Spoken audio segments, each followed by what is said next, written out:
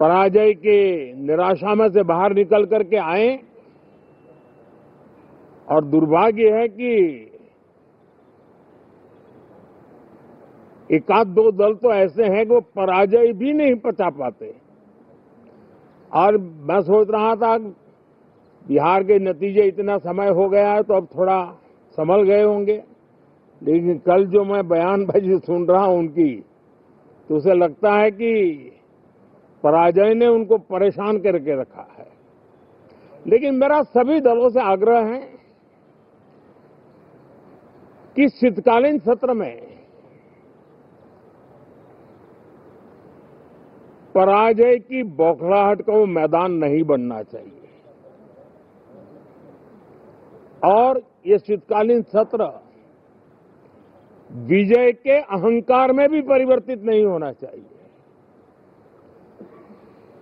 बहुत ही संतुलित तरीके से जिम्मेवारी के साथ जनप्रतिनिधि के रूप में देश की जनता का हमसे जो हमें दायित्व दिया है और हमसे जो अपेक्षाएं हैं उसको संभालते हुए हम आगे के लिए सोचें,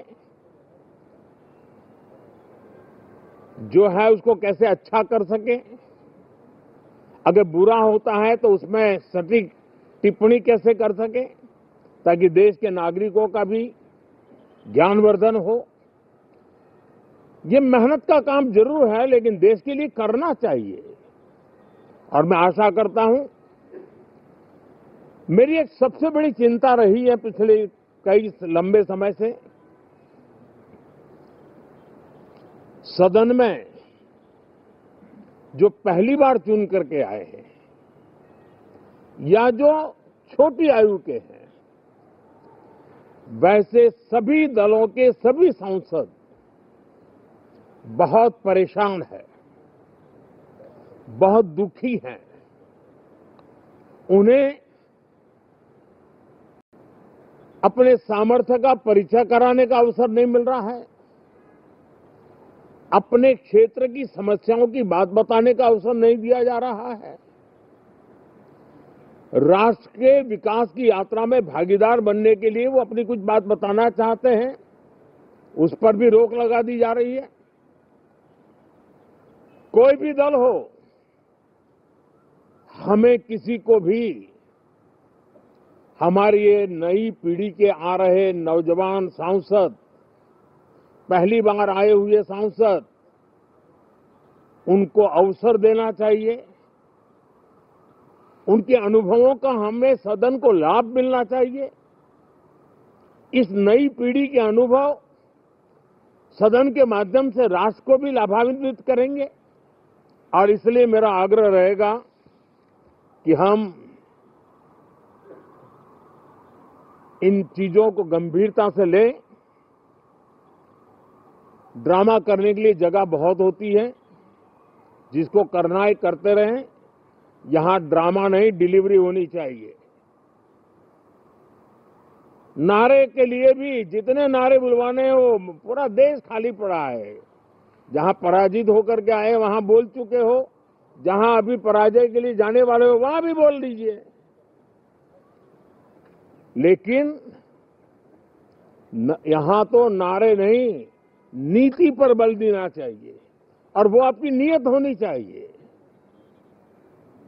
साथियों, हो सकता है राजनीति में नेगेटिविटी कुछ काम आती होगी, लेकिन अल्टीमेटली नेशन बिल्डिंग के लिए कुछ सकारात्मक सोच भी होनी चाहिए। नेगेटिविटी को जरा अपनी मर्यादाओं में रख करके नेशन बिल्डिंग की तरफ ध्यान दें, ये मेरी अपेक्षा रहेगी। साथियों, ये शीतकालीन सत्र एक और कारण से भी महत्वपूर्ण है। हमारे नए माननीय सभापति जी आज से हमारे उच्च सदन का मार्गदर्शन उनका शुरू हो रहा है। मैं उनको शुभकामनाएं देता हूं। साथियों, जीएसटी रिफॉर्म्स एक नेक्स्ट जनरेशन रिफॉर्म्स के लिए देशवासियों के मन में एक श्रद्धा का वातावरण पैदा किया है। इस सत्र में भी उस दिशा में बहुत सारे काम होने वाले हैं।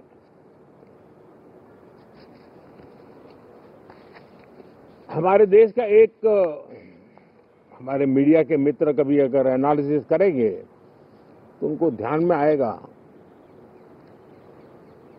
कि पिछले कुछ समय से हमारे सदन को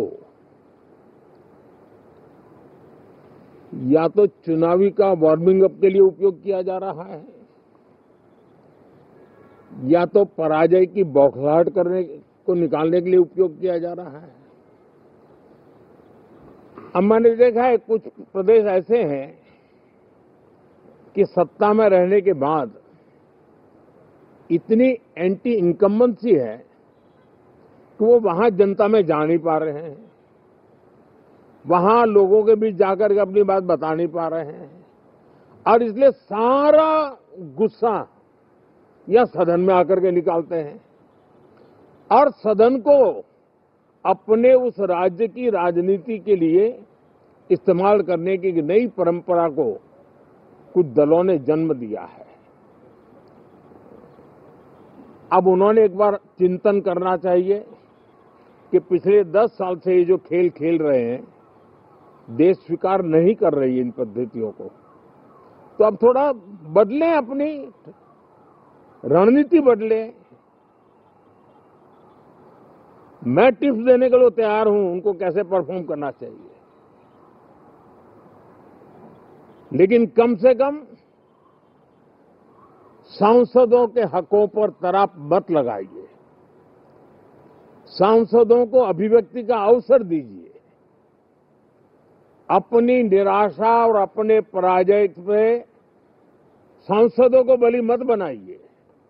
मैं आशा करता हूं कि इन जिम्मेवारियों के साथ हम सब चलें, लेकिन मैं देश को विश्वास देता हूं कि राष्ट्र प्रगति की राह पर चल पड़ा है, राष्ट्र नई ऊंचाइयों को पार करने की दिशा में आगे बढ़ रहा है और ये सदन भी उसमें एक नई ऊर्जा, नया सामर्थ्य भरने का काम करेगा। इसी विश्वास के साथ पराजय के निराशा में से बाहर निकल करके आए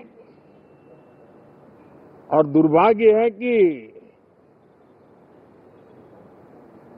एक आध दो दल तो ऐसे हैं कि वो पराजय भी नहीं पचा पाते और मैं सोच रहा था बिहार के नतीजे इतना समय हो गया है तो अब थोड़ा संभल गए होंगे, लेकिन कल जो मैं बयानबाजी सुन रहा हूं उनकी, तो उसे लगता है कि पराजय ने उनको परेशान करके रखा है।